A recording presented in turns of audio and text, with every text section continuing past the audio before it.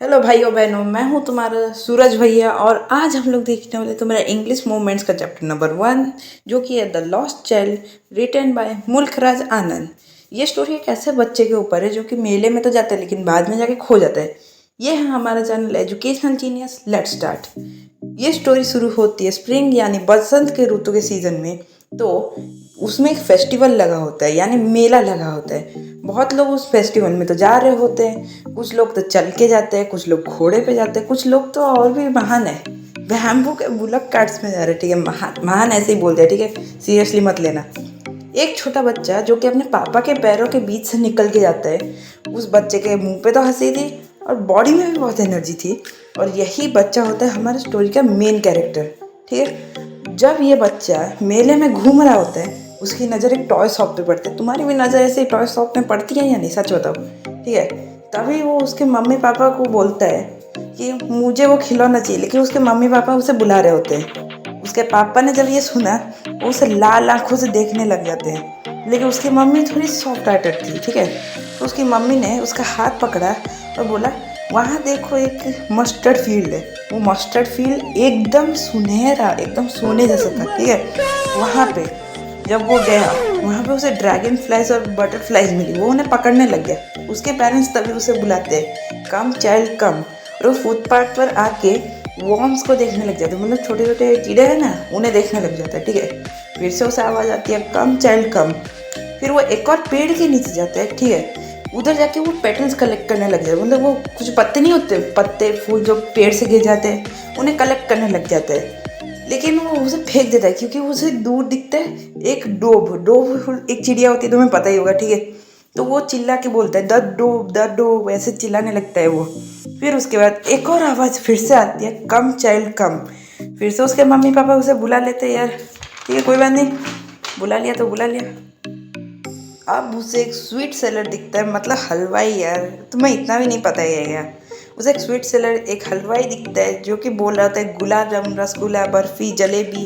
एक कॉर्नर पे बोल रहा होता है मेले के। ठीक है, और मानो उस बच्चे के मुंह में तो पानी आ गया। उसने सोचा कि आज बर्फ़ी मिलेगी मस्त, लेकिन उसे पता है उसके पेरेंट्स से अगर वो मांगता है तो वो उसे लालची बोल के नहीं दिलाएंगे, तो वो आगे चल देता है। ठीक है, फिर उसे आगे एक फूलों का हार बेचने वाला एक दिखता है आदमी। वो उसे भी चाहता था लेकिन उसके पेरेंट्स उसे उस चीज़ को बहुत सस्ता बोल के उसे नहीं दिलाते, तो वो फिर से आगे चल देता है।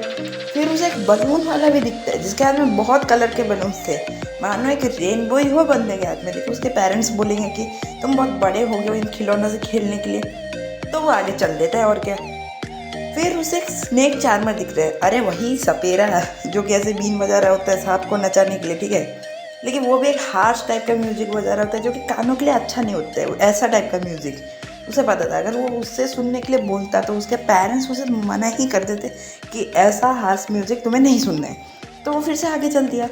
फिर आगे चल के उसे एक राउंड अबाउट दिखता है, मतलब एक झूला जो कि गोल गोल घूमता है। तुमने देखा है वो घोड़े वाले कुछ झूले होते हैं जो कि गोल गोल घूम रहे होते हैं, हाँ वही, उसे राउंड अबाउट बोलते हैं। तो फिर वो इस झूले को देख के और रह नहीं पाता। उसने बोला मम्मी पापा मुझे उस झूले पे जाना है, लेकिन तुम्हें पता है इस बार क्या हुआ, उसे एक भी रिप्लाई नहीं आया। और यहीं से शुरू होती है तुम्हारी स्टोरी द लॉस्ट चाइल्ड।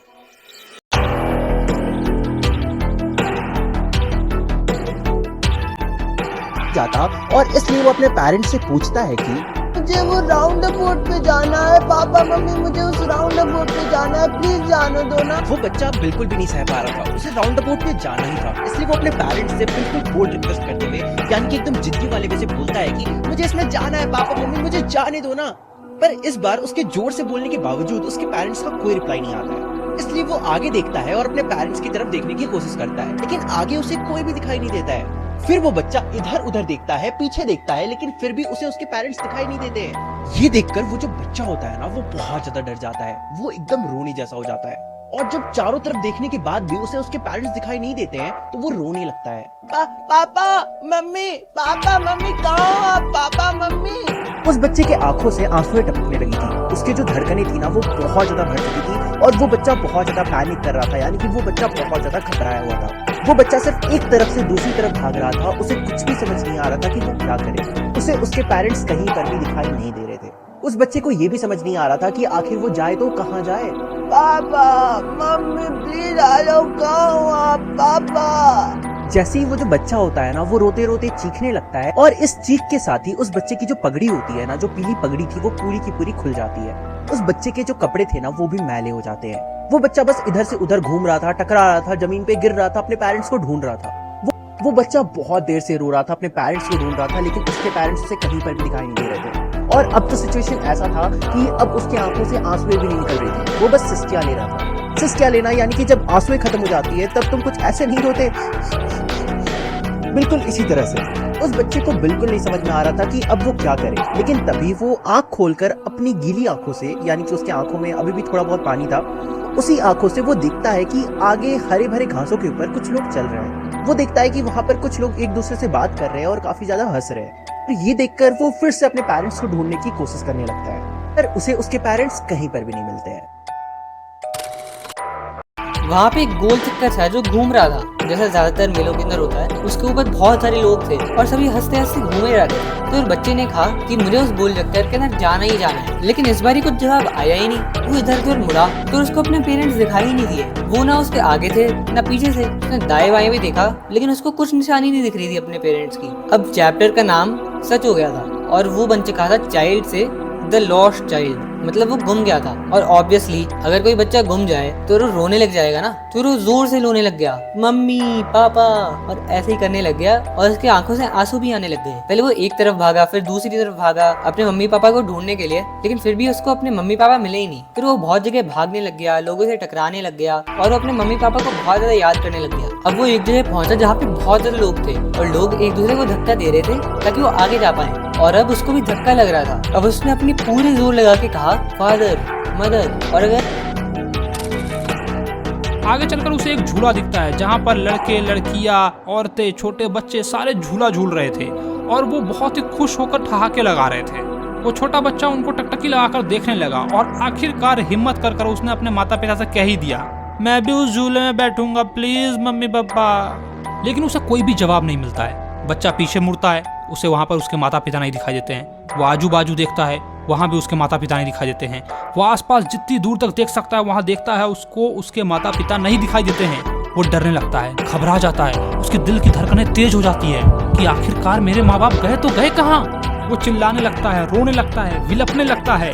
वो भय के कारण इधर भागता है उधर भागता है, उसके आंखों से आंसू आ रहे थे, उसके चेहरा डर के मारे लाल हो गया था। भयभीत होकर पहले वो एक और भागता, फिर दूसरी ओर भागता, कभी इधर भागता कभी उधर भागता, और वहां पर वो चिल्ला रहा था, माई गे बाबू हो, कहाँ गेलू हो बाबू, कहाँ गेलू हो बाबू। वो ऐसे ही चिल्ला रहा था, रो रहा था, तड़प रहा था अपने माता पिता से मिलने के लिए, क्योंकि वो बहुत ही ज्यादा डर गया था और उसे इस बात का एहसास हो गया था कि मैं इस मेले में खो चुका हूँ। उसकी पीली पगड़ी खुल जाती है, उसके कपड़े धूल से मैले हो जाते हैं। इधर उधर कुछ देर दौड़ने के बाद वह हार कर एक जगह खड़ा हो गया। उसकी चीखें सिकसिकी में बदल गई। अपनी धुंधली आंखों से उसे कुछ लोग बात करते हुए दिखते हैं। वो उस ग्रुप में जाता है और अपने माता पिता को खोजने की कोशिश करता है। उसके माँ बाप उसको वहाँ भी नहीं मिलते हैं। वो ग्रुप बस यूं ही बातें कर रही थी और हंस रही थी। के बाद उसे दिखता है एक झूला जिसे कहते हैं मेरी गो राउंड, जहाँ तुम्हें गोल गोल गोल गोल राउंड लगाया जाता है, इसीलिए शायद इसका नाम मेरी गो राउंड है। रिसेंटली मैं भी एक ऐसे झूले पे उठा था और सही बता रहा हूँ, वो जो कुछ मिनट्स थे ना, वो बचपन का याद दिला दिया मुझे। तो मेले में उस बच्चे को भी ऐसा ही झूला दिखता है, मेरी गो राउंड, जहाँ पे बच्चे औरतें और आदमी सबके सब उस झूले पे गोल गोल गोल गोल घूम रहे थे और बहुत जोर से चिल्ला रहे थे। अब ऐसा ही होता है, देखो जब तुम गोल गोल झूले पे झूलते हो ना तो तुम्हें थोड़ा डर लगता है। जैसे कि मेरा एक्सपीरियंस थोड़ा खराब रहा था। मैं जब उस झूले पे झूल रहा था तो एक औरत उल्टी कर दिया था यार। बताओ ऐसा कौन करता है? तो किसी को डर लगता है, किसी को फट जाता है और कोई बस ऐसे ही एंजॉय करते हुए चिल्ला रहा होता है। तो इस मेले पे जो इंसान थे वो एंजॉय करते हुए चिल्ला रहे थे और ये चीजें वो बच्चा देख रहा था। अब गेस करो आगे क्या होगा। वो बच्चा अपने माँ को कहेगा, अपने बाप को कहेगा कि मुझे भी झूले पे झूलना है। बट यही पे आता है सस्पेंस ट्विस्ट। वो बच्चा पीछे मुड़ के कहता है कि मुझे भी झूले पे झूलना है, बट कोई भी आवाज पीछे से नहीं आता। इस बार वो पीछे मुड़ के देखता है तो पीछे कोई भी नहीं था, ना उसका बाप ना उसका माँ। अब बताओ अगर ऐसा कुछ तुम्हारे साथ हो तो तुम्हारा क्या होगा? कि तुम्हारा भी फटके चार हो जाएगा? I don't know, but but मेरा जरूर हो जाएगा अगर मैं इतना ही छोटा रहूं तो अब स्टोरी में उस बच्चे के साथ भी एग्जैक्टली यही होता है। उस बच्चे का फटके चार हो जाता है। जैसे वो मुड़ के देखता है उसे उसका माँ बाप नहीं दिखता है, उसकी आंखों से आंसू टपकने लगता है, चेहरा लाल हो जाता है और वो बिल्कुल रो नहीं लगता है। वो मेले पे इधर से उधर भागे जा रहा था, अपने माँ बाप को ढूंढ रहा था और चिल्ला रहा था, मम्मी पापा कहाँ हुआ, मम्मी पापा कहाँ हुआ। इतना चिल्लाने के बावजूद भी उस मेले की भीड़ से एक भी आवाज वापस नहीं आ रहा था कि बेटा मैं यहाँ हूँ। एंड देन वो रियलाइज करता है कि वो मेले पे खो चुका है। डर के मारे जो इधर उधर दौड़ा था उसने, उस चक्कर में उसके कपड़े मैले हो जाते हैं और सर से पगड़ी भी खुल के गिर जाता है। वो कुछ देर दौड़ दौड़ के इधर उधर ढूंढता है मेले पे अपने माँ बाप को। जब नहीं मिलता थक हार के वो एक जगह खड़ा हो जाता है और सिसकियां लेते हुए रोने लगता है। थोड़ी देर बाद उसके सामने कुछ लोग बातें कर रहे थे, हंस रहे थे, तो उस बच्चे को लगता है कि मेरा मम्मी इधर तो नहीं है। वो दौड़े दौड़े उनके पास जाता है बट वहाँ उनका मम्मी पापा कोई नहीं होता है। मतलब मुझे बताओ एक चीज, एक मेले पे एक बच्चा रो रहा है और कोई भी नोटिस नहीं कर रहा है क्या? बच्चा क्यों रो रहा है? पूछ लो एक बार, क्या कैसे है यार लोग मेले पे बैठे हुए।